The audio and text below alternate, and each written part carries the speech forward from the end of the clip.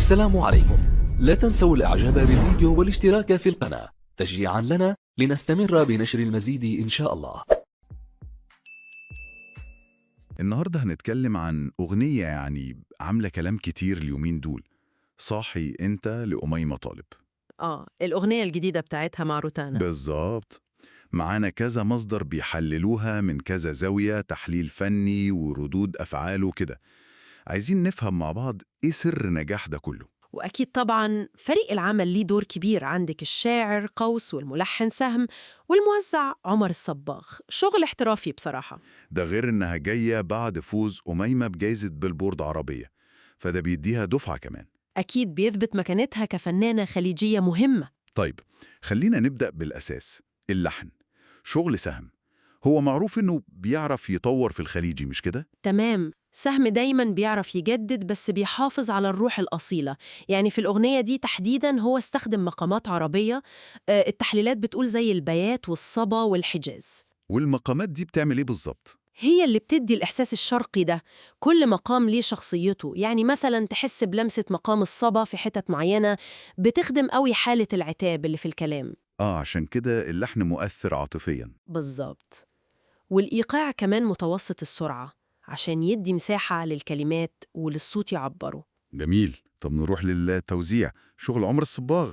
سمعنا عن وتريات فكري سترينجز وعود حسن ساز، ده غير المكساج والماسترنج العالي بتاع جاسم محمد.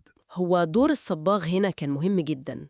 عمل توزيع غني فيه كذا طبقة صوتية، يعني مزج بين الآلات الشرقية زي العود والقانون والوتريات، وفي نفس الوقت فيه لمسات حديثة زي الجيتار والدرامز. يعني مش مجرد توزيع تقليدي وخلاص. لا خالص، التوزيع ده خلق مساحة حلوة قوي لصوت أميمة، خلاه يبرز أكتر. وجودة الإنتاج بقى، الميكس والماستر دي بتفرق جدا، بتخلي كل حاجة واضحة ونقية. وده يودينا بقى لصوت أميمة طالب. دايما بيتوصف إنه صوت فخم كله إحساس، ده غير إنها بتغني خليجي ممتاز. صوتها ممكن نقول عليه ميزو سوبرانو غنائي، يعني صوت نسائي دافي في منطقة الطبقات المتوسطة، وده بيخليها تعبر عن المشاعر بصدق من غير ما تحتاج تطلع طبقات عالية جدا طول الوقت، مع إنها تقدر. والأداء نفسه بيقولوا أسلوبها هادي شوية. هو أقرب لمدرسة التعبير الهادي، زي مثلا الفنانة نوال الكويتية، التركيز على الإحساس الصادق أكتر من الاستعراض الصوتي. هم. عشان كده حتى العتاب أو الحزن بيوصل بشكل راقي وعميق، وده واضح في طريقة أدائها للمقامات زي الصبا زي ما قلنا. بس ثانية واحدة، الأسلوب الهادي ده، هل ممكن بعض الناس تحس إنه محتاج دراما أكتر؟ سؤال كويس.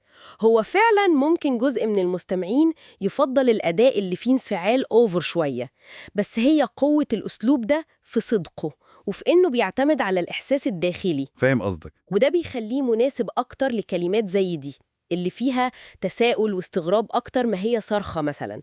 وشطارة أميمة هنا في التوازن ده. تمام.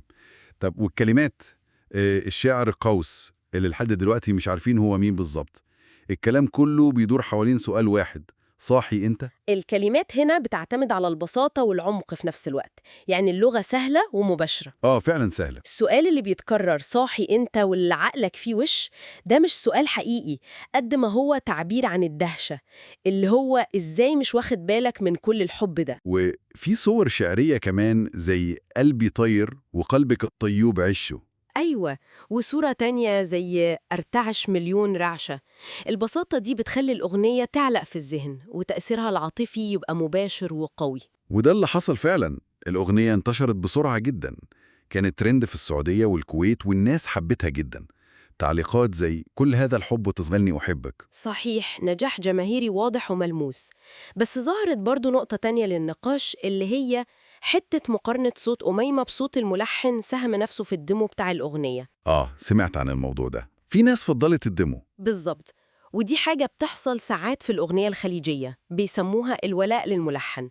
يعني أول صوت ودنك تتعلق بيه وهي بتسمع اللحن ممكن تفضله. وده يخلينا نفكر في تأثير الديموهات والتسريبات دي في الزمن ده. أكيد، بيفتح كلام كتير عن إزاي أول انطباع بيتكون عند الواحد ممكن يأثر على استقباله للنسخة النهائية، حتى لو بصوت فنانة قوية ومتمكنة زي أميمة. بس في الآخر دعم روتانا وتأكيد أميمة على تقديرها سهم بيقول إنهم واثقين في المنتج النهائي. تماماً، الثقة دي واضحة جداً في الشغل اللي نزل للجمهور. يبقى نقدر نقول إن نجاح صاحي إنت ده نتيجة خلطة متكاملة، فريق عمل قوي، لحن حلو ومعبر، توزيع موسيقي احترافي، صوت أميمة المميز، وكلمات بسيطة بتلمس القلب. خطوة مهمة لأميمة وللأغنية الخليجية بشكل عام. ونقطة أخيرة ممكن نسيبها للمستمع يفكر فيها، بما إن حصل النقاش ده حوالين تفضيل البعض للديمو بصوت الملحن، يا ترى إزاي الانطباع الأول عن أي لحن ممكن يشكل تصورنا النهائي للأغنية، حتى لو النسخة الرسمية بتقدمها فنانة موهوبة زي أميمة؟ ده سؤال عن علاقتنا بالموسيقى في عصر السرعة والديجيتال.